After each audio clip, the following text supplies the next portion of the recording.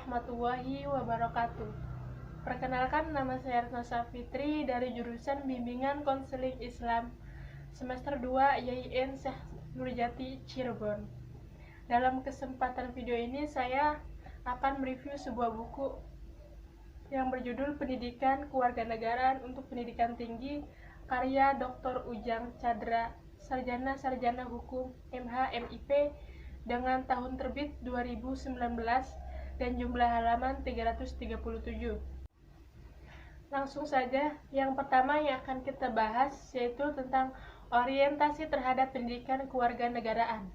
Latar belakang pembelajaran pendidikan kewarganegaraan. Agar bangsa Indonesia tidak tertinggal dengan bangsa-bangsa lain, maka pendidikan nasional Indonesia perlu dikembangkan searah dengan perubahan pendidikan ke masa depan.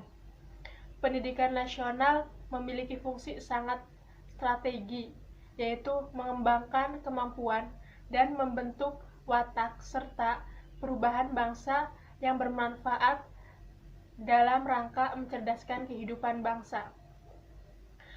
Pengertian dan tujuan pendidikan kewarganegaraan. David Kerr mengemukakan bahwa pendidikan kewarganegaraan dirumuskan secara luas mencakup proses penyiapan generasi muda untuk mengambil peran penting dan tanggung jawabnya sebagai warga negara. Dan secara khusus, peran pendidikan termasuk di dalamnya yaitu persekolahan, pengajaran, dan belajar dalam proses penyiapan warga negara tersebut. Tujuannya ada dalam 5 sila Pancasila. Landasan pendidikan kewarganegaraan, landasan ilmiah, landasan hukum, beserta landasan historis. Pancasila sebagai nilai dasar pendidikan kewarganegaraan. Pengertian nilai dasar dapat kita pahami bahwa nilai dasar Pancasila harus dijadikan pedoman dan sumber hukum orientasi pengembangan kekaryaan. Selanjutnya, yang kedua yang akan kita bahas yaitu tentang memahami identitas nasional sebagai karakter bangsa Indonesia. Proses berbangsa dan bernegara. Bangsa Indonesia pertama kali menggunakan nama Indonesia secara politik untuk pertama kalinya digunakan oleh perhimpunan. Istilah Indonesia secara resmi digunakan sebagai nama negara kita pada tanggal 17 Agustus 1945 dengan proklamasi kemerdekaan Indonesia. Identitas nasional.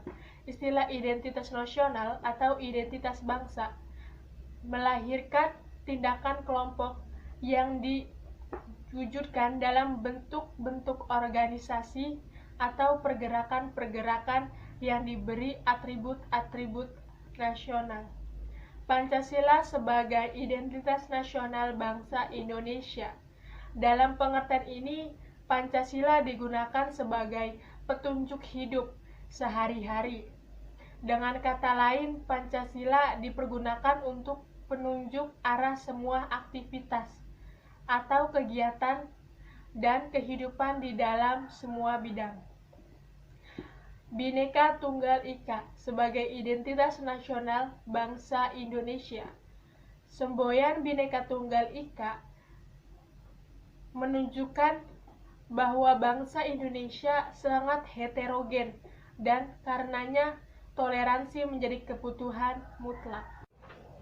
Selanjutnya, pembahasan yang ketiga yaitu memahami negara, konstitusi, dan warga negara. Memahami negara.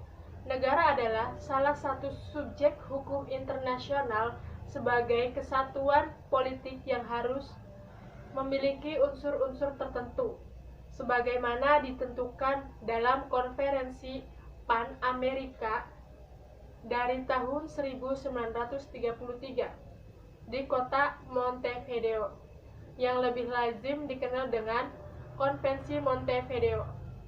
Memahami konstitusi. Pengertian konstitusi dalam dua konsepsi. Yang pertama, konstitusi sebagai the natural frame of the state yang dapat ditarik ke belakang dengan mengaitkannya dengan pengertian politeia dalam tradisi Yunani kuno. Kedua, konstitusi dalam arti jus publicum regni, yaitu the public law of the realm. Memahami warga negara. Warga negara artinya anggota dari organisasi yang bernama negara. Warga negara sebagai salah satu unsur hakiki dan unsur pokok dari suatu negara yang memiliki hak dan kewajiban yang perlu dilindungi dan dijamin pelaksanaannya. Kita lanjut ke pembahasan yang keempat, yaitu tentang memahami negara hukum, hak asasi manusia, dan demokrasi. Memahami negara hukum Indonesia.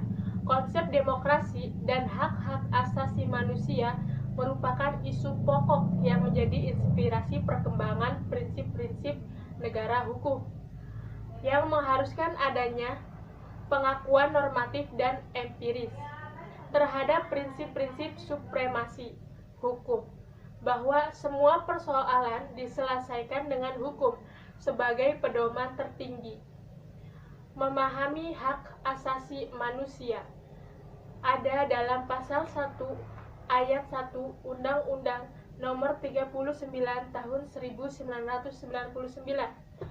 Hak asasi manusia adalah seperangkat hak yang melekat pada hakikat dan keberadaan manusia sebagai makhluk Tuhan yang Maha Esa dan merupakan anugerahnya yang wajib dihormati dan dijunjung tinggi dan dilindungi oleh negara, hukum dan pemerintah, dan setiap orang demi kehormatan serta perlindungan harkat dan martabat manusia. Demokrasi yang ada di Indonesia yaitu tercantum dalam suatu pembukaan Undang-Undang 1945 alinea keempat. Selain itu juga tercantum pada Pancasila sila keempat yang berbunyi kedaulatan berada di tangan rakyat dan dilaksanakan menurut undang-undang. Selanjutnya yang kelima yang akan kita bahas yaitu tentang memahami wawasan Nusantara sebagai wawasan nasional Indonesia. Pengertian wawasan Nusantara. Istilah wawasan Nusantara sebagai konsep wawasan nasional Indonesia berasal dari dua kata, yaitu wawasan dan Nusantara. Istilah Nusantara dipakai untuk menggambarkan kesatuan wilayah perairan dan gugusan pulau-pulau Indonesia yang terletak di antaranya Samudra Pasifik dan Samudra Indonesia, serta di antara benua Asia dan benua Australia. Selanjutnya kita masuk ke pembahasan yang terakhir, yaitu tentang memahami ketahanan nasional dan integrasi nasional Indonesia. Ketahanan nasional.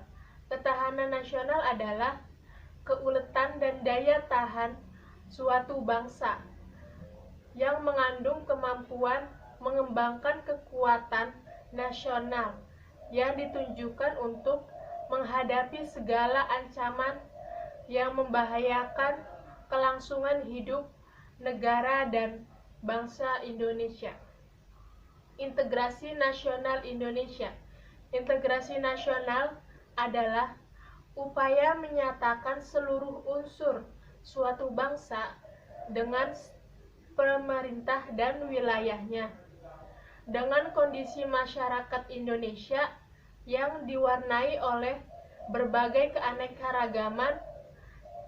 Harus disadari bahwa masyarakat Indonesia menyimpan potensi konflik sangat besar, baik konflik yang bersifat vertikal maupun konflik yang bersifat horizontal. Sekian pembahasan yang dapat saya sampaikan dalam video ini. Terima kasih. Mohon maaf untuk kekurangannya. Wassalamualaikum warahmatullahi wabarakatuh.